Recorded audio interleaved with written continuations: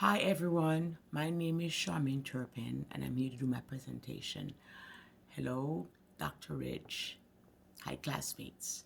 The topic of my presentation is men's group at St. Pius 5, sorry because I call that word wrong all the time.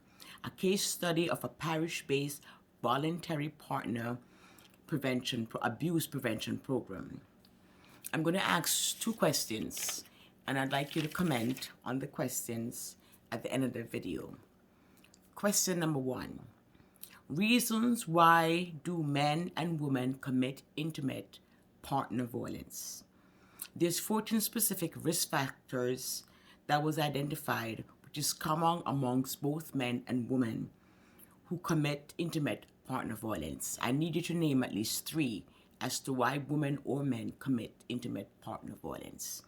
Second question, why don't these women leave these abusive relationships? Or why don't the men leave these abusive relationships? Reasons why you think they do not leave these relationships.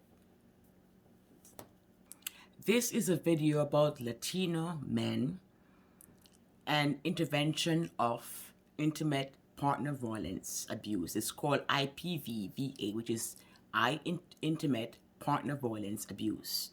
This research that I read on this literature was very slim about the intimate partner violence for men. It was very slim. This article states that over 100 men has voluntarily sought help for IPV abuse perpetration from the men's group at St. Pius 5 Parish in Chicago, Illinois. This branch is in Chicago, Illinois, USA, and has remained engaged for extended periods. This is because of prolonged mandated engagement in battered intervention program. This program is culturally sensitive and spiritually based.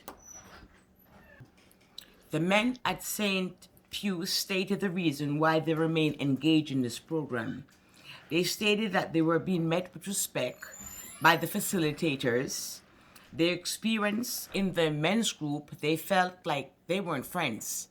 This group was more of a family. And this is part of the reasons why they remain in the program. The Center for Disease Control defines intimate partner violence abuse as physical violence, sexual violence, stalking, and psychological aggression by a current or former intimate partner. Nearly 1 in 3 women and 1 in 10 men in the United States have experienced sexual assault, physical assault, and stalking by an intimate partner. It is estimated that only 1% of these men who commit these domestic violence and are actually arrested and convicted. Most times, these offenders are court mandated or obtain treatment as a condition for their parole. Court mandated offenders who enter into this treatment, roughly about 50% of these men complete the treatment. The effectiveness of these treatments intervention in reducing domestic violence has remained mixed. One of the alternative committee-based program has been a faith-based intervention. It is suggested that religion can be used as a form of treatment for challenging and dismantling the problem of intimate partner violence. Using religion holds a power in guiding people's lives. It has been noted that there is inconsistency in the definition of what it means as faith-based. Men in this study reported that the program helped them to engage in self-reflexivity, recognize the needs for egalitarian relationship, and to challenge violence and the fact that violence in a relationship is wrong, and that they themselves need help, while integrating discussion about what it's like to really treat a woman, how you should take care of your wife or your girlfriend, and that violence is never something that is being accepted. A study was also conducted amongst the Mexicans and the Latinos that shows them that the relationship of what it's like amongst Black, Latinos, and other races, and the ratio of what it is when these men do intimate partner violence, and the ratio shows that it was more. The percentage was higher among Latina men. In this program, they provide parenting course, survivor support, children support services, youth dating services, violence prevention services for perpetrators and individual, and counseling for couples. Since 2011, over 400 men has voluntarily sought help for IPV, intimate partner violence, through this men's group. Studies were done in this group because the program is actually funded through the government and they get private donation. Sometimes the men actually, after services, they would collect money amongst themselves to help to support the program because they depend on the community donations and private donations or the government donations to keep the program going so these men can get the help that they need. The TMG, which is the men's group, is a voluntary, cultural, tailored, spiritually based, and trauma-informed partner abuse prevention program for Spanish-speaking men. The parish leader and committee to the Intimate Partner Violence Advocacy, associate pastor of the St. Pius V parish is Father Chuck Dam. He's a pastor. He regularly speaks from the pulpit about domestic violence. His work extends beyond his home parish. Father Dam speaks the creation of the Archdiocese in Chicago about domestic violence outreach network program since 2011. As the director of the network, Father Dam has preached in more than 121 parishes throughout the Chicago area on topics of domestic abuse and encourage men within the services that has problems with intimate partner violence to come into his program and refer them to other programs where they can seek help. This program is funded, as I said before, by financial award by the city of Chicago, the state of Illinois, private funded donation, individual donations. There is no fee for the participation in this group, but donations are accepted. At the end of every weekly service, the men usually come together and give a donation to continue the program.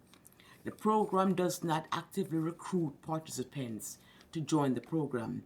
Staff and clergy reported that members act as the primary referral source, share their perceived, belief and benefits with others that they think they could find to come within the group. This means sharing their experience with friends, co-workers, and neighbors. A group session is usually set up for the participant to attend the program. The session is used to learn about what the program is and is conducted through an assessment and discussion as to how they can benefit from this program. The group meets once a week for approximately 2 hours and is exclusively volunteer.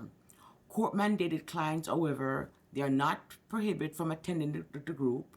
However, because they are court-mandated, they must meet outside with their other officers to continue with their, the court mandation to be approved for the program.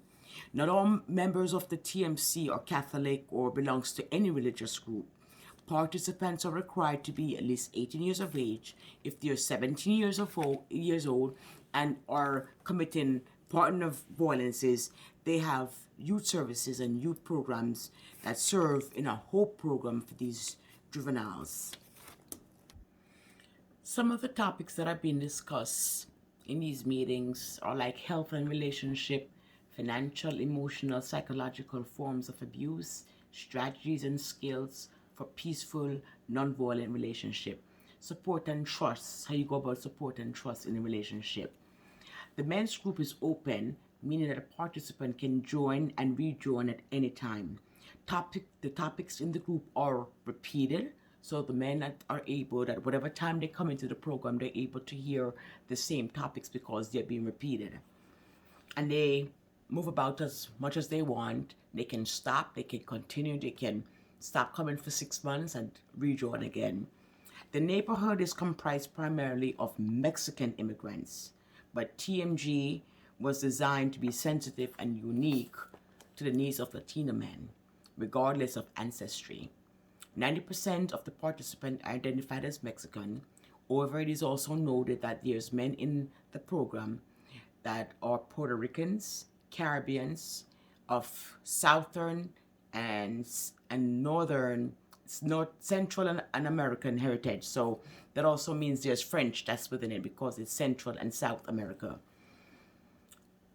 A main goal of the TMG, as I said before, is the men's group, is for participants to become self-aware, stop the violence, the abuse, understand that violence is not a way to resolve the problems in a relationship, and learn healthy ways of dealing with the problem that may arise within their relationship.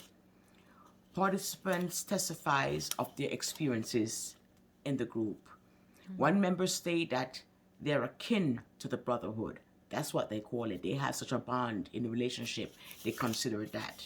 And whenever they enter the building, they'll be respected by the people that runs the program. And the people that they are considered friends is not really friends, they says. They said, this is my family.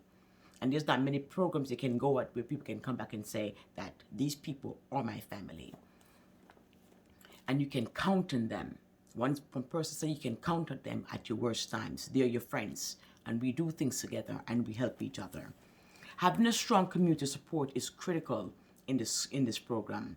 The program introduced innovative strategies to foster therapeutic relationship between faculties and group members.